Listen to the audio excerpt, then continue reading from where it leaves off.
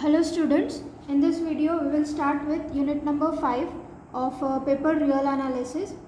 So in this unit we will study inverse function theorem, implicit function theorem, Jacobians and extreme values of a function of n variables.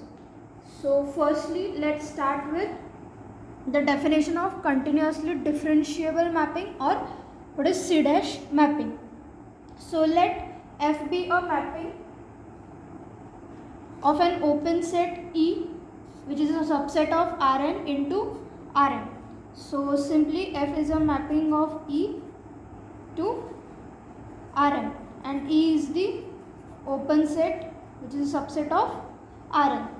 Then F is said to be continuously differentiable or C dash mapping in E if its derivative, that is F dash, is continuous mapping of E into L of Rn Rm. So L of Rn Rm, this is the collection of all linear operators from Rn to Rm, and if F dash is a continuous mapping of E into L of Rn Rm, then we say that F is a continuously differentiable or F is C dash mapping. It is denoted by F belongs to C dash of E, means F is a C dash mapping in E. Thus F belongs to C dash of E, that is F is a continuously differentiable or C dash mapping if and only if for every x belongs to E and for every epsilon greater than 0 there exists delta greater than 0 such that y minus x less than delta implies norm of f dash of y minus f dash of x is less than epsilon if y belongs to the open set E. So this is the definition of continuously differentiable or C dash mapping. Next we start with the inverse function theorem.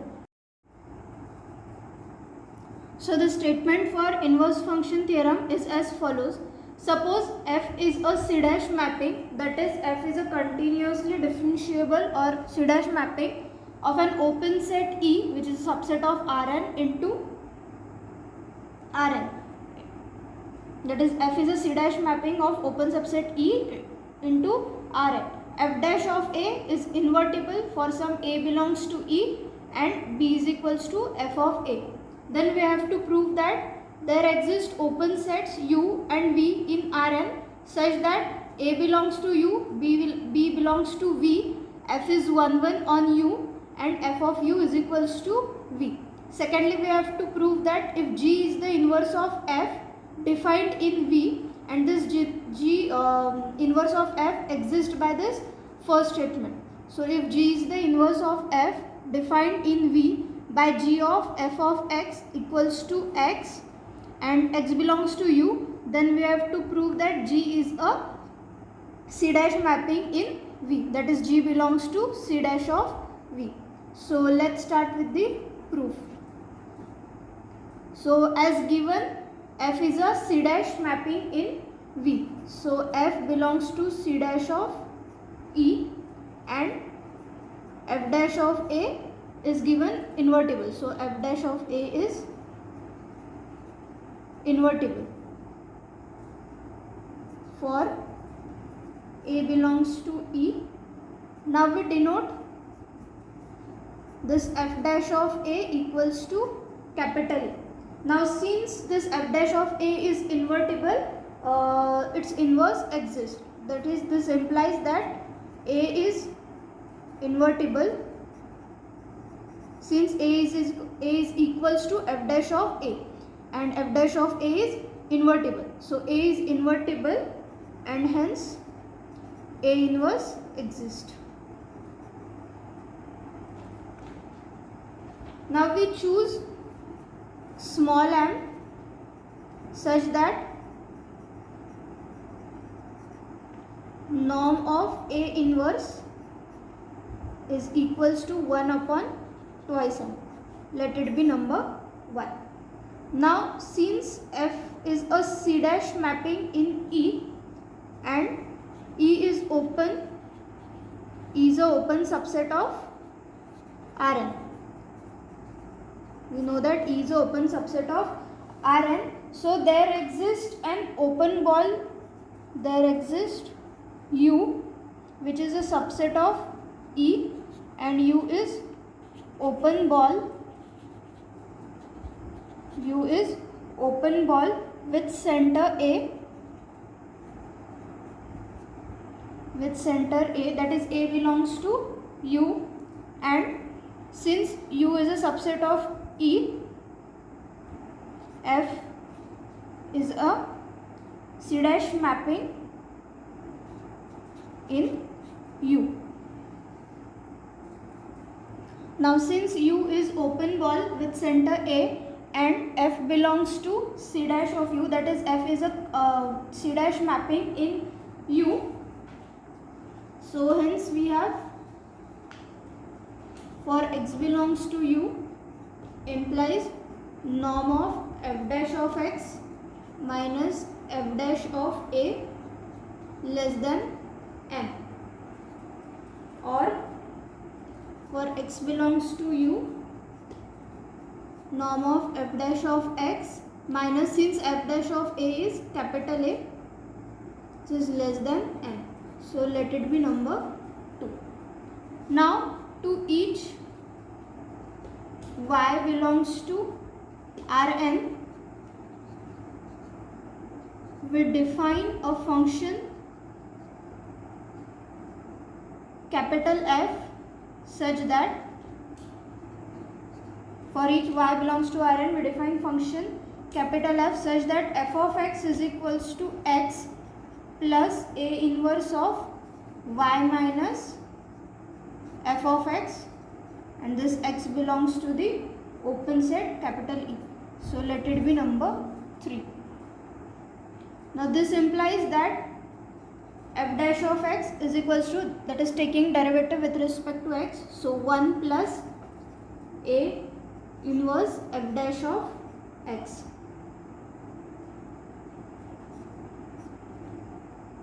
Since f is differentiable.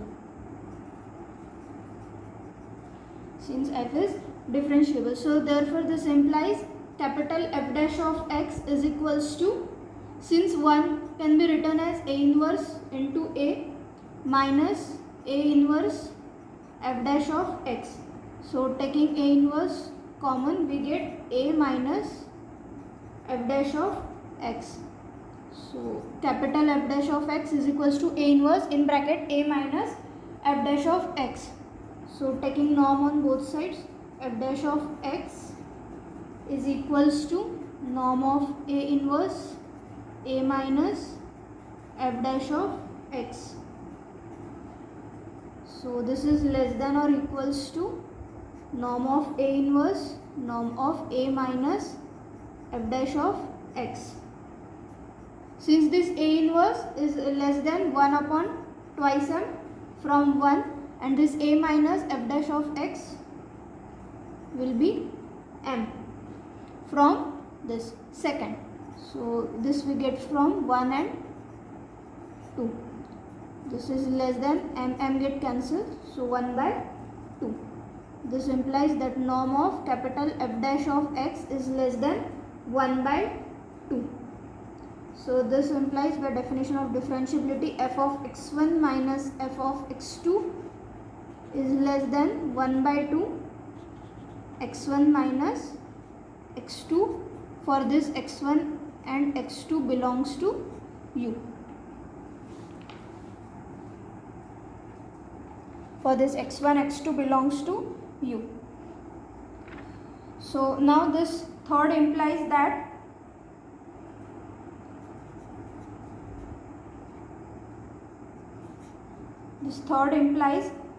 f of capital F of x is equals to x.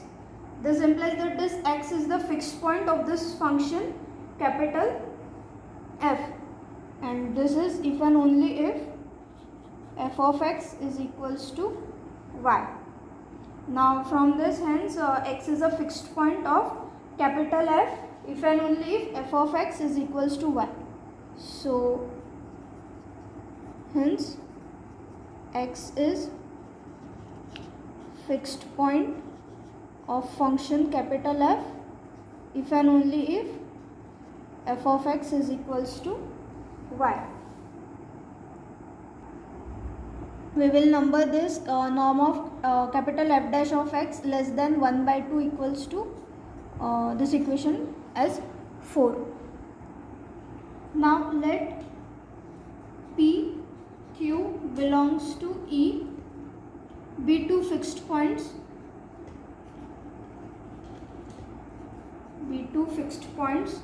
of the function capital F. So this implies that f of P is equals to P and f of Q is equals to Q. But from 4 we have f of P minus f of Q less than or equals to 1 by 2 mod of P minus Q. Now since f of P is, this implies f of P is P and f of Q is Q, which will be less than or equals to 1 by 2 mod of P minus Q. And this is the absurd result. This is absurd result. Therefore, this capital F has at most one fixed point, that is x, which belongs to U. So this implies that f of x is equals to y for at most one x belongs to U. Hence this f of P, small f of P is equals to f of Q, which implies that P is equals to Q, and this PQ belongs to U. So that is f is 1 1 on U. Now we denote f of U is equals to V, and we show that this V is open. Show that V is open. So let y0 belongs to V. Now we assume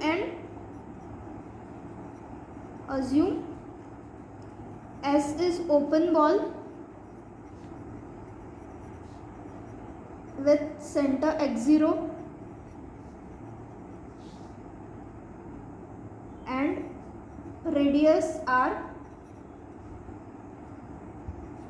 greater than 0, and this r is so small that the closure of S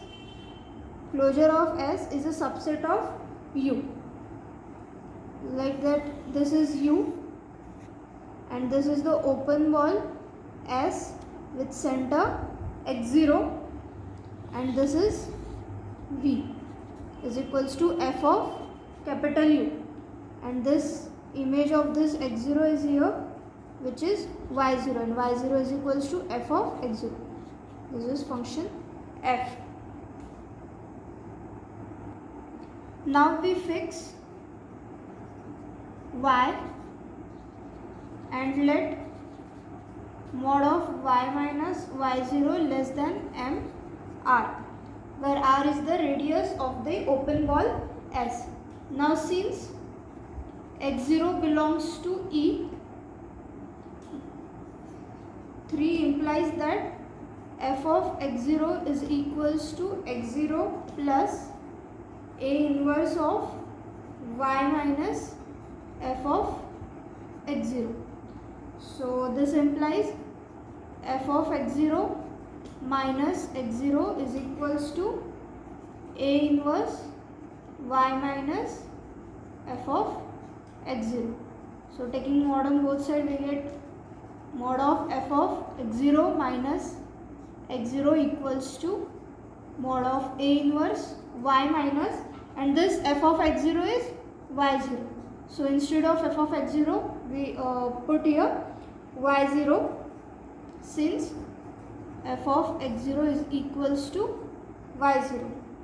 So we get this less than or equals to norm of A inverse into mod of y minus y0, which is again less than or equals to 1 upon twice m. This y minus y0 is less than mr. So this m get cancelled, we get less than 1 by 2 r. So let it be number 5.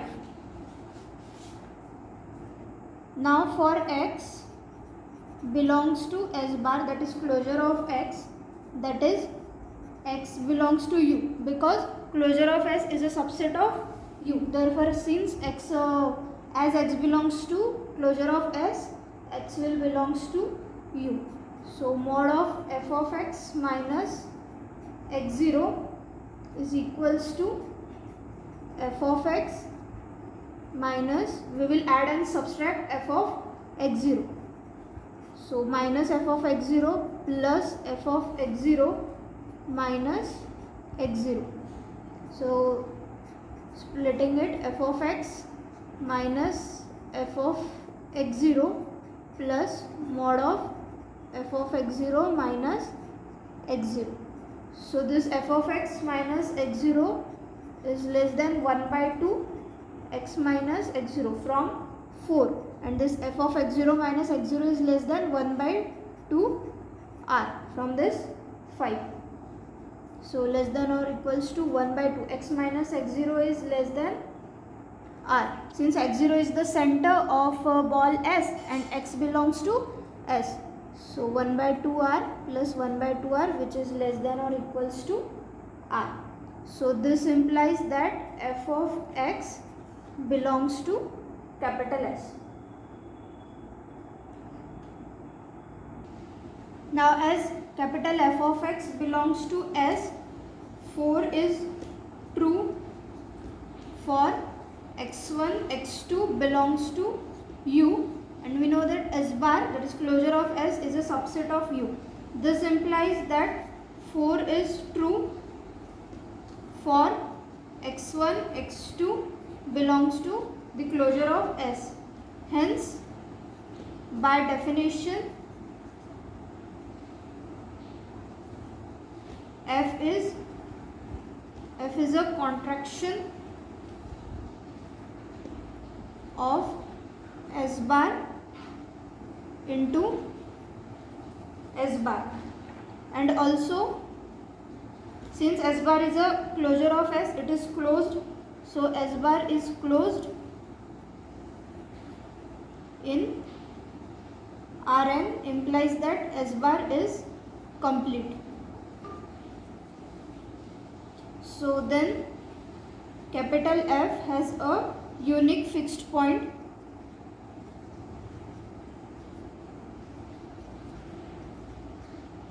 which is x, and it belongs to S bar. And for this x, we have f of x equals to y. This implies that f of x equals to y, and this belongs to f of b bar, since this b bar is subset of u. So this implies that y belongs to f of u, which is equals to v, and therefore for each y0 belongs to v, y minus y0 is less than mr, which implies that y belongs to v, and hence v is open. This completes part 1.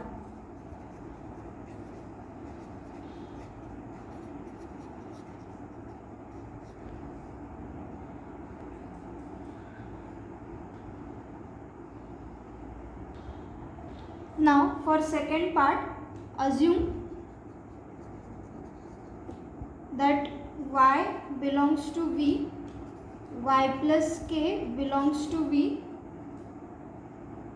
This implies we can find x belongs to u and x plus h belongs to u, such that f of x equals to y and f of x plus h is equals to y plus k. Now from third, capital F of x plus h minus capital F of x is equals to, using the definition of this capital F function, f of x plus h can be written as x plus h plus A inverse y plus f of x plus h minus this f of x can be written as x plus A inverse y minus f of x. So now this x minus x get cancelled, A inverse of y minus A inverse of y also get cancelled. So the only remaining part is h plus A inverse of f of x minus f of x plus h. So this implies h minus A inverse of f of x is y and x plus h is y plus k, that is minus y minus k. So this implies h minus k A inverse. So therefore f of mod of f of x plus h minus f of x is equals to mod of h minus A inverse k. But from 4 implies that mod of f of x plus h minus f of x is less than 1 by 2 mod of f of x plus h minus x. So we get less than 1 by 2 mod of h. So now from these two we can write mod of f of this f of mod of f of x plus h minus f of x is equals to h minus A inverse k. So instead of f of x plus h minus f of x, here we take mod of h minus A inverse of k, which is less than equals to 1 by 2 mod of h. So splitting the mod term here, this implies mod of h minus A inverse of k less than equals to 1 by 2 mod of h. So again it implies mod of h is less than equals to twice of mod A inverse k. Now since mod of h is less than or equals to twice of mod of A inverse k, implies mod of h less than equals to twice norm of A inverse mod k. So again it implies mod of h less than A, norm of A inverse is 1 upon twice m mod k. So this 2 get cancelled, so we get m inverse k. Let it be number 6. Now this A is invertible. In starting of this theorem we have denoted f dash of A is equals to capital A, and it is given that this f dash of A is invertible. So now A is invertible and norm of A inverse is equals to 1 upon twice m, and norm of f dash of A f dash of x minus A is less than m by second. So thus by theorem we have f dash of x is invertible, and this implies that f dash of x has an inverse. Now we denote capital T as the inverse of f dash of x. So this implies T f dash of x is equals to I. Now g of y plus k minus g of y minus t into k, we get g of y plus k, and y plus k is f of x plus h. So g of f of x plus h minus g of y is f of x. So g of f of x minus t k. So g of f of x is equals to x. G of f of x is equals to x, and this is given in the theorem. So g of f of x plus h is x plus h minus g of f of x is x minus t k. So here this x get cancelled, so h minus t k. So since here h we can write it as I h minus t k. So therefore we get instead of I we can write t f dash of x. So t f dash of x h minus t k.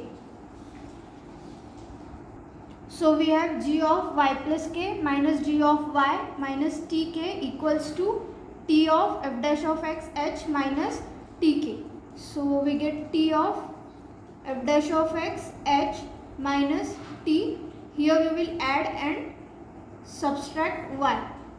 So from this we get t of f dash of x h minus t. Y plus k can be written as f of x plus h, and minus y can be written as f of x. So finally we get minus of t f of x plus h minus f of x minus f dash of x h.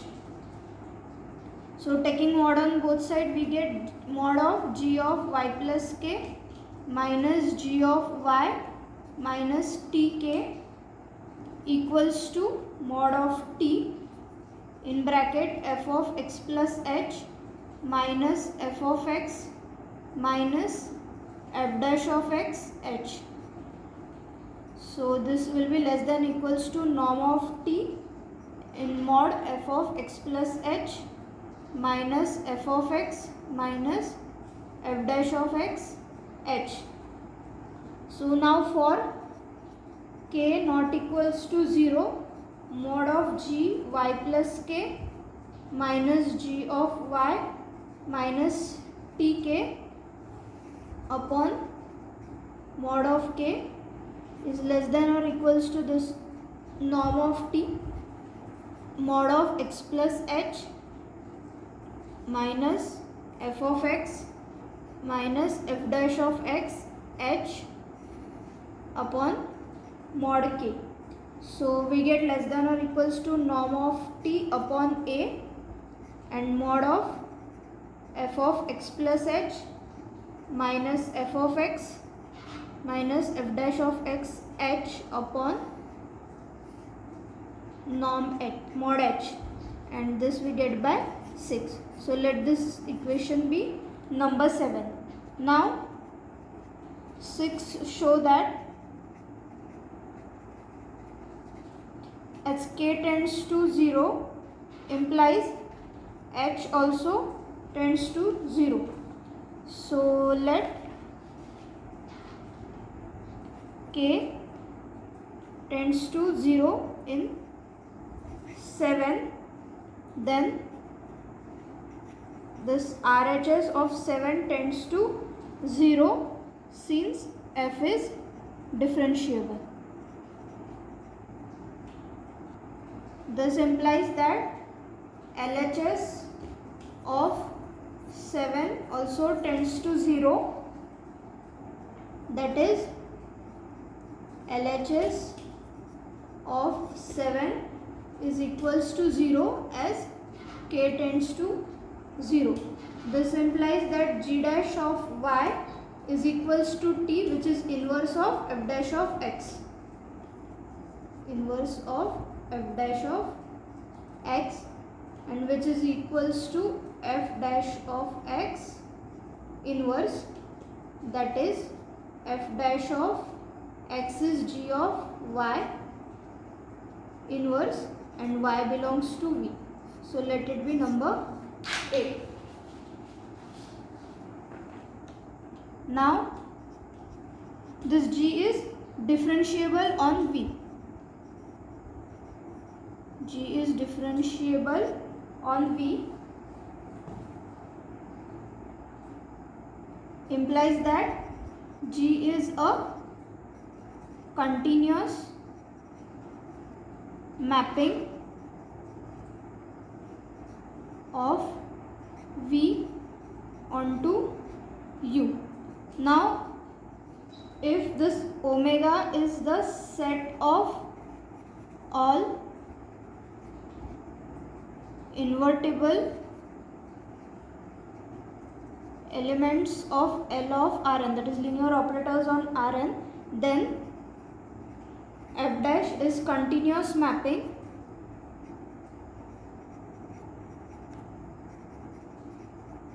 then this f dash is a continuous mapping of U into omega, and moreover an inversion is continuous mapping, that is the inverse function is a continuous mapping of omega onto omega. So therefore from by 8 and above facts, it implies that G belongs to C dash of V, that is G is a continuous mapping, continuously differentiable or a C dash mapping on V, and hence here the second part is proved.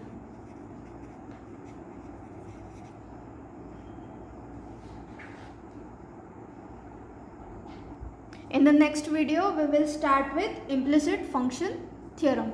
Thank you.